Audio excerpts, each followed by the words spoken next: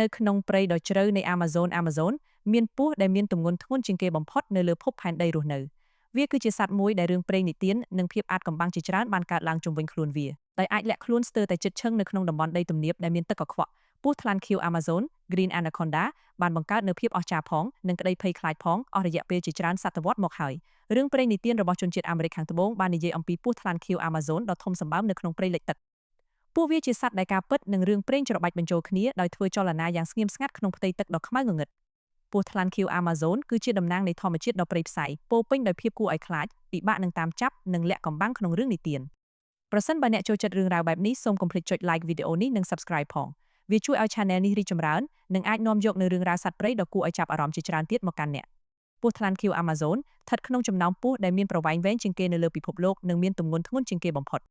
ពស់ញីពេញវ័យមានទំហំធំជាងពស់ឈ្មោលឆ្ងាយណាស់ដោយអាចមានប្រវែងលើសពី5ម៉ែត្រ16ហ្វីតក្នុងករណីកម្រនិងពិសេសបំផុតពស់ខ្លះអាចមានប្រវែងលើសពី7ម៉ែត្រ23ហ្វីតនិងមានទម្ងន់ជិត250គីឡូក្រាម550ផោនបើប្រៀបធៀបគ្នាមើលពស់ថ្លាន់ Reticulated Python នៅអាស៊ីអាគ្នេយ៍អាចលូតលាស់បានវែងជាងប៉ុន្តែខ្លួនរបស់វាស្ដើងជាងឆ្ងាយណាស់ទោះបីជាវាមានប្រវែងវែងជាងក៏ដោយកម្រណាស់ដែលវាមានទម្ងន់ស្មើនឹងពស់ថ្លាន់ខៀវ Amazon ដោយត្រូវបានរកឃើញនៅទូទាំងតំបន់ត្រូពិចដីទំនាបនៃទ្វីបអាមេរិកខាងត្បូងពស់ថ្លាន់ខៀវ Amazon រស់នៅក្នុងអាងទន្លេ Amazon និង Orinoco ដោយលូតលាស់យ៉ាងល្អក្នុងតំបន់ដីសើមលិចទឹកនិងទន្លេដែលមានទឹកហូរយឺតៗដងខ្លួនរបស់ពួកវាមានសភាពក្រាស់និងពោពេញដោយសាច់ដុំមានរំលេចដោយពណ៌បៃតងចាស់ olive green ជាមួយនឹងចំណុចខ្មៅរាងពងក្រពើធំៗដែលអាចបំបាំងកាយបាត់ឈឹងទៅក្នុងស្រមោលនៃផ្ទៃទឹកបាតរបស់វាត្រូវបានសម្គាល់ដោយឆ្នូតពណ៌លឿងដ៏លេចធ្លោនៅសងខាងពស់ថ្លាន់ខៀវ Amazon ជាអំបូរនៃគ្រួសារពស់ប៊ុយដេពស់បូអាពិតប្រាកដនិងស្ថិតក្នុងប្រភេទ Eunectes នៅក្នុងឆ្នាំ2024ការស្រាវជ្រាវផ្នែកហ្សែនបានបញ្ជាក់ថាអ្វីដែលគេធ្លាប់គិតថាជាពស់មួយប្រភេទនោះតាមពិតមានរហូតដល់ទៅ2ប្រភេទពស់ថ្លាន់ខៀវ Amazon ភាគខាងត្បូង Eunectes murinus និងពស់ថ្លាន់ខៀវ Amazon ភាគខាងជើង Eunectes akayama ក្រុមទាំងពីរនេះបានបែកចេញពីគ្នាអស់រយៈពេលជិត10លានឆ្នាំមកហើយភាពចម្រុះដែលលាក់កំបាំងនេះបង្ហាញឲ្យឃើញថាយើងនៅមានរឿងរ៉ាវជាច្រើនទៀតដែលត្រូវរៀនសូត្រពីពួកវាពស់ថ្លាន់ខៀវ Amazon រស់នៅស្ទើរតែទាំងស្រុងនៅក្នុងទឹកដែលធ្វើឲ្យវាជាពស់ទឹកពិតប្រាកដដោយសារភ្នែកនិងរន្ធច្រមុះរបស់វាស្ថិតនៅផ្នែកខាងលើនៃក្បាលវាអាចអណ្ដែតដោយបង្ហាញត្រឹមតែផ្នែកតូចមួយប៉ុណ្ណោះដើម្បីចាំមើលចំណីក្នុងពេលដែលខ្លួនវាកំពុងលាក់កាយជិតឈឹងដងខ្លួនរបស់វាពោពេញដោយសាច់ដុំហើយនៅក្នុងទឹកទម្ងន់ដ៏ធ្ងន់របស់វាហាក់ដូចជាគ្មានទម្ងន់ដែលអនុញ្ញាតឲ្យវារំកិលខ្លួនចុះក្រោមផ្ទៃទឹកយ៉ាងនៅលើគោកវាអាចមានចលនាយឺតនិងធ្ងន់ប៉ុន្តែនៅក្នុងទឹកវាផ្លាស់ទីដោយល្បឿននិងភាពងាយស្រួលបំផុតកម្លាំងដ៏ខ្លាំងក្លាដដែលនេះហើយដែលជួយជំរុញថាមពលផ្ទុះឡើងភ្លាមៗនៅពេលដែលវាឆ្មក់វាយប្រហារចំណីក្រៅពីរូបរាងកាយដ៏ធំសម្បើមពស់ថ្លាន់ខៀវ Amazon ក៏ពឹងផ្អែកលើវិញ្ញាណដ៏អស្ចារ្យរបស់វាផងដូចជាពស់ដទៃទៀតដែរវាប្រើអណ្ដាតឆ្លិកនិងសរីរាង្គ Jacobson's organ ដើម្បីចាប់យកសារធាតុគីមីនៅក្នុងទឹកដែលជួយឲ្យវាដឹងពីរសជាតិឬក្លិននៃបរិស្ថានជុំវិញខ្លួនលើសពីនេះរន្ធចាប់កម្ដៅនៅលើមុខរបស់វាអនុញ្ញាតឲ្យវាដឹងពីកម្ដៅរបស់ថនិកសត្វនិងបក្សីទោះបីជាស្ថិតក្នុងទឹកខ្មៅងងឹតឬក៏ខ្វក់ក៏ដោយ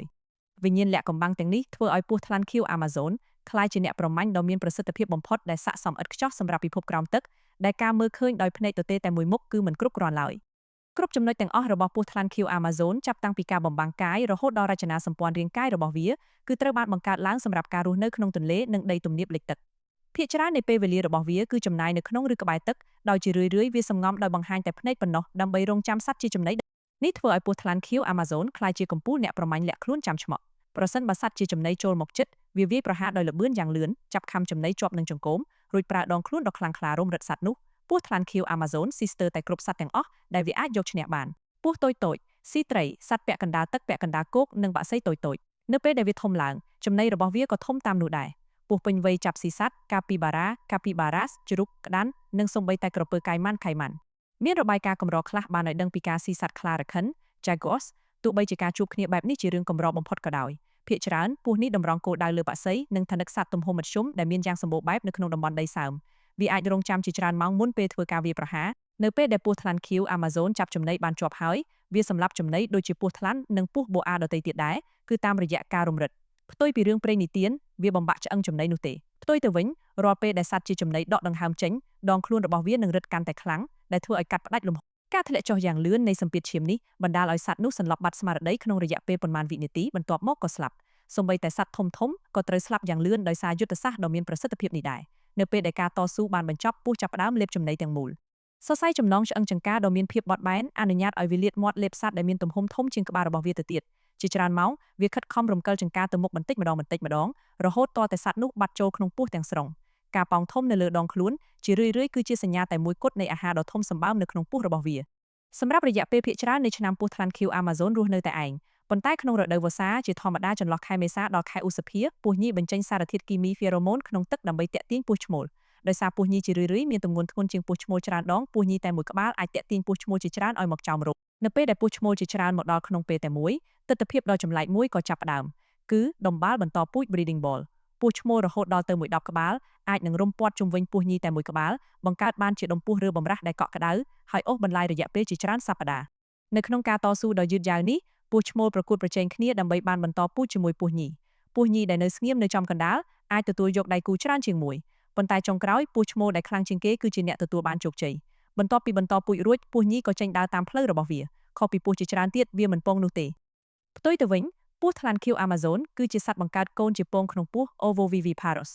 កូនក្នុងផ្ទៃលូតលាស់នៅក្នុងស្រទាប់ពងស្ដើងក្នុងរាងកាយរបស់វាហើយបន្ទាប់ពី6ទៅ7ខែវាក៏កើតកូនមកជារូបរាងរស់រវើកតែម្ដងកូនពស់កើតមកក្នុងថង់ស្ដើងដែលបែកចេញភ្លាមៗដោយបញ្ចេញនូវកូនពស់ដែលមានរូបរាងពេញលេញចំនួនកូនពស់ក្នុងមួយកន្ត្រកជាមធ្យមគឺពី20ទៅ40ក្បាលទោះបីជាពស់ញីធំអាចបង្កើតកូនបានរហូតដល់ទៅ80ក្បាលក្នុងករណីកម្រក៏ដោយកូនពស់នីមួយៗមានប្រវែងប្រហែល60ទៅ80សង់ទីម៉ែត្រប្រហែល2ហ្វីតនិងបំពាក់មកជាមួយនូវសភាវគតិដែលវាត្រូវការជាស្រេចម្ដាយមិនផ្ដល់ការថែទាំណាមួយឡើយវាហែលចេញទៅដោយទុកឲ្យកូនរស់រានមានជីវិតដោយខ្លួនឯងចាប់ពីពេលចាប់ផ្ដើមពួកវាត្រូវតែប្រមាញ់ចំណីតូចៗដូចជាត្រីនិងកង្កែបកូនពស់ណាដែលគេចផុតពីសត្វរំពានឹងលូតលាស់យ៉ាងលឿនក្នុងឆ្នាំដំបូងរបស់ពួកវាប៉ុន្តែកូនពស់ជាច្រើនមិនដែលបានរស់ដល់ពេញវ័យនោះទេដែលធ្វើឲ្យជីវិតដំបូងរបស់ពួកវាពោពេញដោយគ្រោះថ្នាក់ការបន្តពូជគឺជាការប្រើប្រាស់ថាមពលដ៏ធំសម្បើមមួយសម្រាប់ពស់ថ្លាន់ញីការពពុះកូនជាច្រើនក្នុងពោះបានស្រូបយកថាមពលយ៉ាងច្រើនដែលធ្វើឲ្យពស់ញីជាច្រើនត្រូវខកខានការស៊ីចំណីអស់ជាច្រើនខែហើយជារឿយៗនឹងមិនអាចបន្តពូជបានទៀតទេនៅឆ្នាំបន្ទាប់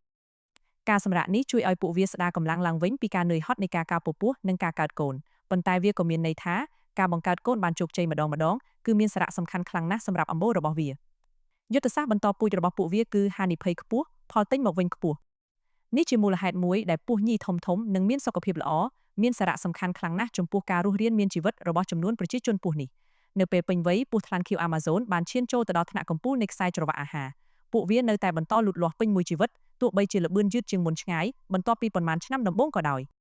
ពស់ញីពេញវ័យអាចបន្តពូជបាននៅអាយុប្រហែល3ឆ្នាំដែលពេលនោះវាមានទំហំធំជាងពស់ឈ្មោលឆ្ងាយណាស់ពស់ញីពេញវ័យជារឿយៗមានប្រវែងពី4ទៅ5ម៉ែត្រខណៈដែលពស់ឈ្មោលមានប្រវែងត្រឹមតែ2ទៅ3ម៉ែត្រប៉ុណ្ណោះនៅក្នុងព្រៃពួកវារស់បានប្រហែល10ឆ្នាំប៉ុន្តែនៅក្នុងការចិញ្ចឹមពស់ខ្លះអាចរស់បានពី20ទៅ30ឆ្នា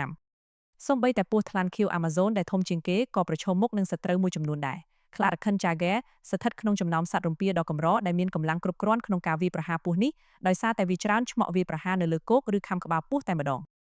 ក្រពើកាយម៉ាន់ធំជាពិសេសក្រពើកាយម៉ាន់ខ្មៅ Black Caiman ក៏អាចស៊ីពស់ថ្លាន់ខៀវ Amazon ជាចំណីបានដែរប្រសិនបើពស់នោះនៅតូចឬកំពុងតែធ្វេសប្រហែសបក្សីប្រមាញ់ដូចជាសត្វឥន្ទ្រីនិងសត្វកុកធំចាប់ឆក់យកកូនពស់តូចការស៊ីសាច់ឯង cannibalism ក៏កើតឡើងញឹកញាប់ដែរនៅពេលដែលពស់ញីដ៏ធំស៊ីពស់ឈ្មោលតូចជាងបន្ទាប់ពីការបន្តពូជរួចប៉ុន្តែការគំរាមកំហែងដ៏ធំបំផុតគឺមកពីមនុស្សដែលបានប្រមាញ់ពួកវាជាយូរមកហើយដោយសារតែក្តីភ័យខ្លាចឬដើម្បីយកស្បែកហើយការរាតត្បាតពង្រីកទីជម្រករបស់មនុស្សនៅតែបន្តធ្វើឲ្យបាត់បង់តំបន់ដីសើមដែលជាជម្រករបស់ពស់ទាំងនេះលក្ខណៈពិសេសមួយក្នុងការរស់រានមានជីវិតរបស់ពស់ថ្លាន់ខៀវ Amazon គឺការដុតរំលាយអាហារដ៏យឺតរបស់វាបន្ទាប់ពីស៊ីចំណីដ៏ធំមួយរួចមកដូចជាកាពីបារ៉ាឬក្តាន់វាអាចរស់នៅបានជាច្រើនសប្តាហ៍ឬសូម្បីតែច្រើនខែដោយមិនចាំបាច់ស៊ីអ្វីទៀតឡើយវាស្វែងរកកន្លែងមានសុវត្ថិភាពដើម្បីរំលាយអាហារដោយធ្វើចលនាតិចតួចបំផុតសមត្ថភាពក្នុងការតមអាហារនេះអនុញ្ញាតឲ្យវារងចាំឱកាសប្រមាញ់ដ៏ល្អនិងរក្សាថាមពលនៅពេលដែលចំណីអាហារខ្សត់ខ្សោយប៉ុន្តែរឿងនេះក៏មានភ្ជាប់មកជាមួយនឹងហានិភ័យផងដែរបន្ទាប់ពីលេបចំណីដ៏ធំសម្បើមរួចរាងកាយរបស់ពស់ថ្លាន់ខៀវ Amazon បានដំណើរការយ៉ាងខ្លាំងក្លាប្រព័ន្ធរំលាយអាហាររបស់វាដំណើរការក្នុងល្បឿនលឿនបំផុតហើយកម្ដៅរាងកាយរបស់ពស់ក៏កើនឡើងក្នុងដំណើរការមួយដែលអ្នកជីវិតវិទ្យាគេហៅថាសកម្មភាពថាមពលជាក់លាក់ specific dynamic action ដែលស្ទើរតែដូចជាការហាត់ប្រាណពីខាងក្នុងរាងកាយអញ្ចឹងដំណើរការនេះធ្វើឲ្យវាអស់កម្លាំងយ៉ាងខ្លាំងហើយការរំខានណាមួយក្នុងអំឡុងពេលរំលាយអាហារអាចជាគ្រោះថ្នាក់ដ៏ធំប្រសិនបើមានការគំរាមកំហែងពស់ថ្លាន់ខៀវ Amazon ដូចជានឹងពស់ជាច្រើនទៀតដែរអាចនឹងក្អួតបញ្ចេញចំណីរបស់វាដើម្បីគេចខ្លួនដោយមិនត្រឹមតែបាត់បង់អាហារប៉ុណ្ណោះទេ